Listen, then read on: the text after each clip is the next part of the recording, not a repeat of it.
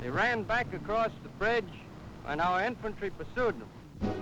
A pontoon bridge was quickly thrown across the Rhine by First Army engineers to handle the traffic overflow pouring into the bridgehead.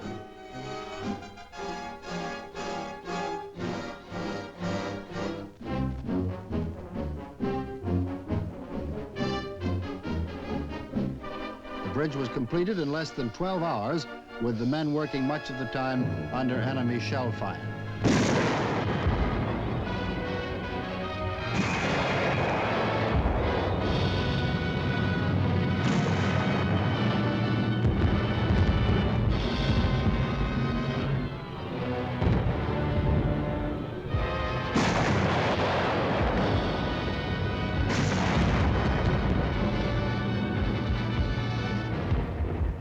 On March 17th, weakened by enemy shells and bombs, the Ludendorff Bridge collapsed of its own weight.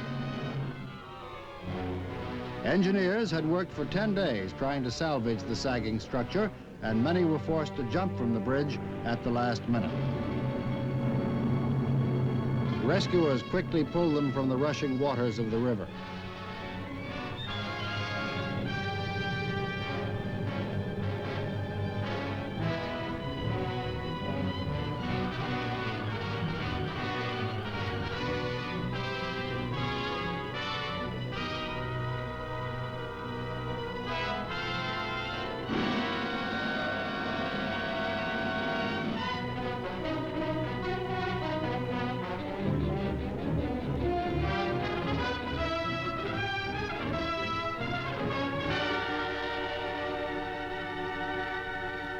But First Army was across the Rhine.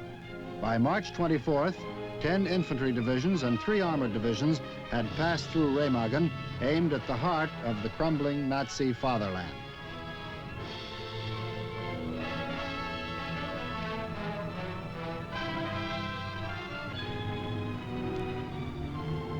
Hitler had unleashed the dogs of war, and by the spring of 1945, they lay whipped and stunned amidst the wreckage.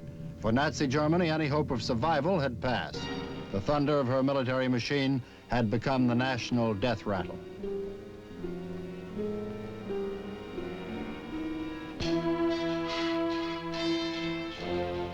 One Nazi soldier wrote in the diary taken from him at his capture, "It's Sunday. My God, it's Sunday. I can hardly stand anymore. Everywhere are tanks and hordes of Americans. Murderers fire amidst them, but they're no longer to cover and they are not stopped." First Army swept wide around the Ruhr industrial area to the north and captured 300,000 Germans in the Ruhr pocket. The arrival of American soldiers in Germany meant liberation for many. Tragedy stared out from the faces of unfortunate victims as they were released from the living death of Nazi concentration camps. For these people, horror had long been the only reality.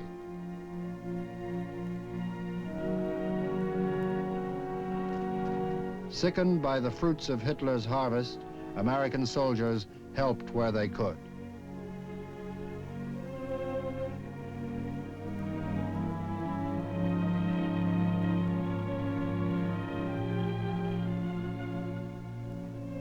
The first Russians encountered by our advancing troops were the thousands of half-starved prisoners in the Nazi slave labor camps.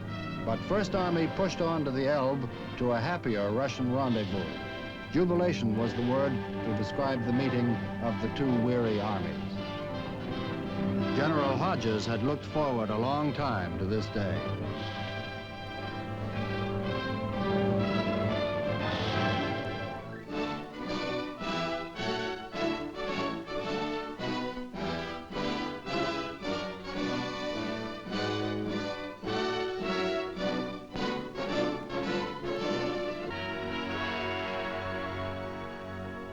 Nearly 1 million Allied casualties had been the price of the reconquest of Europe.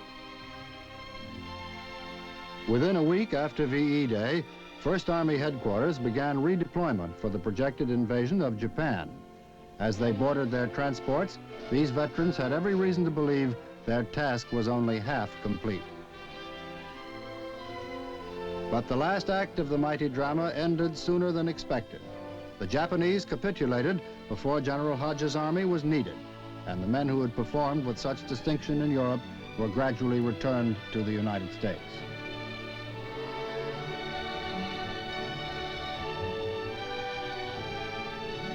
Behind them, they left a legend as hard and enduring as the stones which mark the resting places of their honored dead.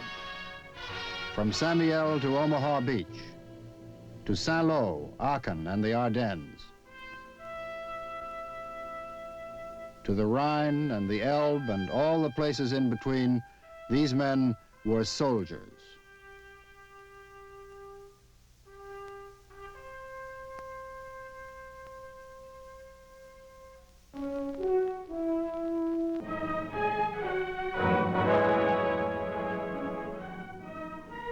With courage, determination, and sacrifice, they had earned the proudest of titles, the 1st United States Army.